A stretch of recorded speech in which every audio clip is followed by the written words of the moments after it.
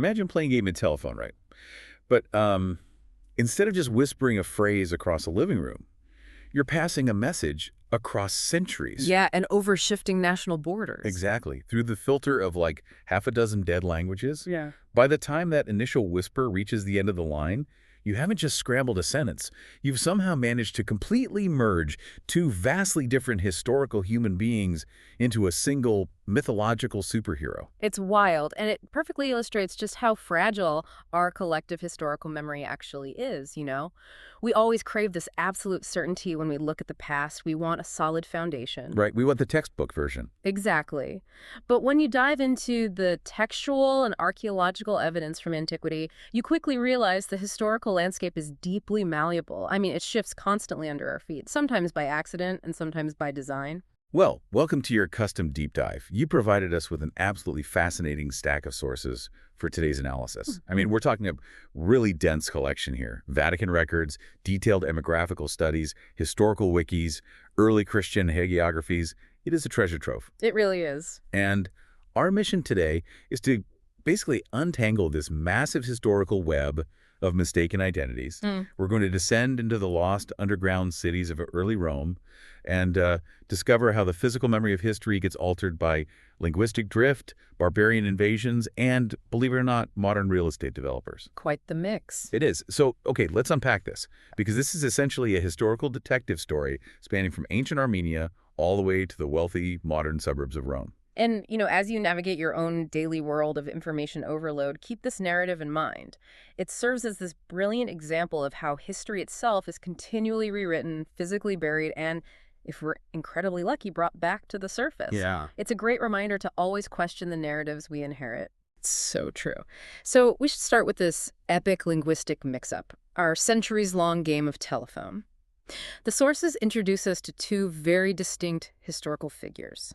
First up, we have Saint Blaise. Right. He lives in Sebaste in Armenia around 316 AD. This is during the reign of Emperor Licinius. He's a bishop and a respected physician. And according to the medieval text known as the Golden Legend, he's forced to flee imperial persecution. Which was incredibly common back then. Yeah. And he ends up living in this remote cave, basically acting like a 4th century Dr. Dolittle. I love that comparison. It's so accurate, though. I mean, wild animals reportedly gather at his cave entrance just to be healed and blessed by him. Yeah, the hagiography recounts this highly symbolic story about his time in the wilderness. It's really interesting. A wolf steals a piglet from a local woman. Naturally. Right, and Blaise supposedly commands the predator to return it. He actually lectures the beast on the penalties of theft, and the wolf complies. That's amazing. And then, out of gratitude, that same woman later visits Blaise after he's imprisoned. She brings him crossed candles to illuminate his dark cell. Which becomes a huge symbol for him later. His background as a physician plays heavily into his legend, too. On his way to prison, he miraculously saves the life of a young boy who was choking on a fishbone. Right, the fishbone miracle. Exactly. And because of this specific act, Blaise becomes incredibly famous across both Catholic and Orthodox traditions. I mean, he's eventually named one of the 14 Holy Helpers. Which is a big deal. Huge deal. Yeah. He's specifically invoked by the faithful to heal sore throats and choking. And then the conclusion of his story is just brutal, which sadly is typical for martyrologies of the era. The local governor, Agricola, orders him to be flayed alive with iron wool combs and then finally beheaded. Yeah. His liturgical feast day is universally celebrated on February 3rd. So that forms the first half of our historical entanglement. Right, so hold St. Blaise in your head for a second. Now we look at the second figure in the sources, Yeah. St. Blaise of Rome. He lived decades earlier, around 269 AD, under Emperor Claudius Gothicus. Totally different era. Totally different guy. Blastus is not a bishop. He's not a physician taming wolves in a cave. He is a Roman imperial tribune. A military man. Exactly. He's a high-ranking military officer deeply embedded in the Roman war machine. A military officer who was ultimately executed for his Christian faith. His localized veneration in Rome placed his traditional feast day on June 17th. So if you have two distinct men separated by geography, profession, eras, everything. Right. But the epigraphical and linguistic analysis from your sources reveals where they collide. Over the centuries, the post-classical Latin name Blastus underwent this phonetic shift. In the early Italian vernacular, Blastus morphed into the name Biagio. Yep. And Biagio translates directly into English as Blaise. You start with the 3rd century Roman military general, and through the slow, invisible drift of language, the local population eventually begins confusing him with a 4th century Armenian doctor. And what's fascinating here is why this matters on a macro level. Right. Because this wasn't merely a harmless clerical typo, you know. It demonstrates how the medieval church actively worked to consolidate its martyrology. They were trying to unify the narratives of this sprawling, decentralized religion. Make it all fit together. Exactly. And in that process, they blurred highly localized Roman figures like our military tribune Blastus with universally popular Eastern saints like the Armenian bishop Blaise. The nuanced local Roman memory is basically completely swallowed up by the louder, more miraculous Eastern legend. Wow. So we had this Roman tribune whose identity was slowly erased by linguistic drift. But the immediate question I had when reading this was, where do you hide the body of a disgraced, executed military man without drawing the emperor's attention? That is the big question. Right. Your sources point us to a location completely hidden from the living beneath the oldest road in Italy. The Via Salaria. Yeah. The Salt Road. It's a trade route so ancient it actually predates the founding of Rome itself. The Sabine people used it to haul salt from the coastal marshes of the Tyrrhenian Sea, a place known as the Campus Salinarum. Okay. And they hauled it deep into the Italian interior. Salt was essentially ancient currency. It was crucial for preserving food. Right. So it was an incredibly important highway. The sources focus specifically on a suburban bypass of this road, the Via Salaria Vetus. To understand why this bypass matters, we have to look at the Aurelian walls. Oh, yes. The city limit. Exactly. When those massive defensive walls were built around Rome, they strictly defined what was inside and outside the city.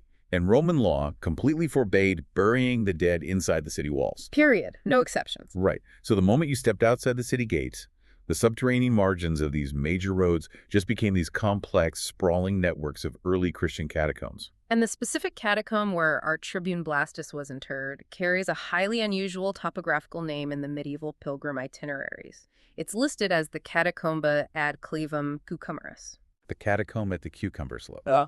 I have to say, I was looking at the pilgrim itineraries in your sources trying to visualize this. Was this area just like a massive agricultural hub known for farming vegetables? You might assume that. It sounds like a giant farm. But the linguistic evidence actually corrects the misconception. The Latin word used in the historical text is cucumis, which is singular. Wow. It translates to one cucumber. If it were a reference to an agricultural crop, the Latin would be plural, cucumerum. So it's referring to a single object. Yes, it almost certainly pointed to a distinct local architectural feature. The historians in your sources suggest it was a watchtower or a large sepulchral monument shaped remarkably like a cucumber. That is wild. They actually draw an excellent modern analogy to London's famous skyscraper, the Gherkin. It served as a visual landmark for people navigating the ancient suburbs. That paints a great picture. You're walking down this bustling ancient highway, and you basically know to take a left at the giant stone cucumber. The site had a few other localized names, too, like Septim Palumbas, or Seven Wood Pigeons, which historians believe was the name of a suburban inn situated right above the catacomb entrance. Makes sense. Yeah. It was also called Caput Sancti Iohannes, after St. John the Priest, whose shrine was kind of the focal point of the whole underground complex. And to truly grasp the significance of this location, we have to understand the sheer scale of the subterranean world out there. While the Cucumber Slope is considered lost today, the surviving nearby catacombs detailed in your sources are staggering. Oh, absolutely massive. Just down the road is the Catacomb of the Jordans, containing the remarkably rare Old Testament fresco known as the Cubicle of the Exodus. Right. And right nearby is the Catacombs of Priscilla, which they literally call the Queen of the Catacomb. It earns the title. I mean, we're talking about 13 kilometers of underground tunnels spread across multiple levels. 13 kilometers. It holds the oldest known depiction of the Virgin Mary in the world, dated to around 230 A.D., painted right alongside the Old Testament prophet Balaam. It was a vast, silent city of the dead that mirrored the bustling city of the living above. Which brings us back to the logistics of Blastus's burial. Burying an executed imperial tribune in this massive underground network was not a simple undertaking. Not at all. The Passio, the ancient account of his martyrdom and burial, reads like an epic thriller. It centers on this wealthy Persian Christian family, Mary's, his wife Martha, and their two sons, Artafax and Abakuk. Right, the noble Persian family. According to the text, they travel from Persia to Rome, to pray at the tombs of the apostles, but they arrive right at the height of Emperor Claudius Gothicus's persecutions. Terrible timing. The worst. The sources describe this horrific event where 260 Christians are arrested at the Figlina, the imperial potteries outside the port of Salaria. They're marched to the amphitheater and executed en masse with arrows. It's a staggering number. And this Persian family uses their immense wealth to purchase fine linens. They rescue all 260 burned bodies from the execution pyres and meticulously bury them, along with our tribune Blastus, in the crypt at the Cucumber Slope. The logistics of moving 260 bodies in secret are nearly impossible to fathom. Right. Which definitely hints at the hagiographical nature of the text. The narrative surrounding this family's subsequent arrest and torture is deeply visceral, too. Yeah, it gets really dark. A priest named Valentinus attempts to convert the emperor and heals a blind girl before being beaten and beheaded. And then when Marius and his sons are tortured on racks and have their hands severed, the text specifically notes that the mother, Martha, collects their pouring blood to rub on her own head before they are all finally executed at the fountain of Catacombs. Okay, here's where it gets really interesting for me. I was reading through the medieval texts detailing this specific section of the catacomb, an area called the Martyrdom Concilia, or the Assemblies of Martyrs. The texts list highly specific, repeated mass burials, groups of 262, 122, and 46. Very precise numbers. Right. And honestly, those numbers look far more like the grim mathematics of a deadly epidemic than a single family's secret burial operation. That's a very sharp observation. It just seems highly probable that later generations took mass graves from a devastating plague and retrofitted them into this glorious, large-scale martyrdom narrative, basically as a form of religious propaganda. And the scholarly analysis in your sources thoroughly supports that pushback. Recent archaeological work in other Roman catacombs has actually uncovered intact hypogeums, these large subterranean vault rooms that were specifically constructed to handle mass burials during severe sutter epidemics. It's like an overflow system for plagues. Exactly. The graves at the Cucumber Slope were very likely similar hypogeums. However, whether these individuals were victims of a plague or imperial persecution, the theological and social act of burying them remains profound. Well, early Christians fiercely protected the bodies of the dead. They viewed them as sacred, necessary vessels for the promised bodily resurrection, so handling them with care was paramount. So, sneaking out to properly bury hundreds of people, whether risking deadly contagion or imperial arrest, was a deeply subversive act either way. Absolutely. It prioritized the physical body above personal safety. And Blastus wasn't the only famous figure whose physical remains drew attention to the Cucumber Slope.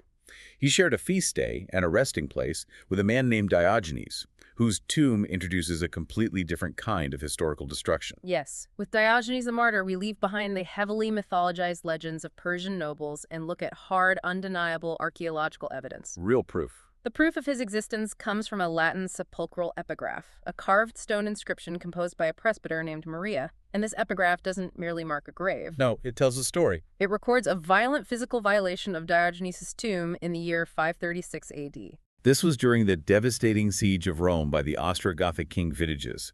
Because the catacombs were located outside those protective Aurelian walls we mentioned earlier, they were completely exposed. Vulnerable. Yeah. The barbarian armies ransacked the suburban holy places, looting and destroying the tombs. Presbyter Maria's epigraph was specifically carved to record the subsequent restoration of Diogenes' resting place after that desecration. It's right. He was a 2nd century Epicurean philosopher who carved an astonishing 25,000-word Greek inscription on a public portico in Turkey to ensure his philosophy outlived him. Which is quite the flex. Definitely. But geographically and chronologically, he is entirely removed from our catacomb. Okay, that makes sense. Then you have inscriptions in Verona attributed to Diogenes the Cynic. But modern analysis has proven those to be spurious Renaissance forgeries. Okay, so we filter out the philosopher and the fakes. Precisely. Now, closer to home, just down the road in the Catacomb of Priscilla, there's a famous surviving fresco of a man holding a pick and a lamp. His name is also Diogenes. Oh, man. Another one. But the art clearly identifies him as a fosser, a professional 3rd century cemetery excavator. We can confidently isolate Diogenes the martyr from the workers, the philosophers, and the fakes because Presbyter Maria's specific Latin epigraph anchors him to the 6th century siege at the Cucumber Slope. Got it.